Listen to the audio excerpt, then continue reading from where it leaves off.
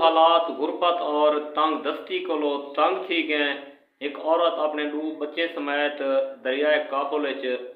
چھلانگ لا کے خودکشی کرنے کا ارادہ کیتا ہے،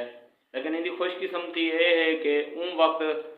روٹین گشت نوشہرہ کلاں دی پولیس ودی تھی، انہیں جرانی خاتون کو اور ان بالے کو ڈٹھے بھئی یہ خودکشی کرنے کا ارادہ رکھ دین اور دریا میں چھلانگ لا دے سن، پولیس فوری طور تے انہیں این عورت کوئی اور ان دوہیں بیٹے کوئی فوری طور تے بچا کے دینے اور انہیں کو تھانے گئے والی ان کو حالات دا پوچھنے تو عورت دسیندی ہے بھی سارے گھر دے حالات بہت زیادہ تنگن غربت افلاق ہے، جن دی وجہ تو میں این دنیا تے جیون نہیں چاہتی کہ مقصد اتنا ہے کہ کوئی کہیں دا کہنے کوئی ہمسایا کوئی رشتہ دار کوئی بھی تعاون سر نہ پیا کریندا،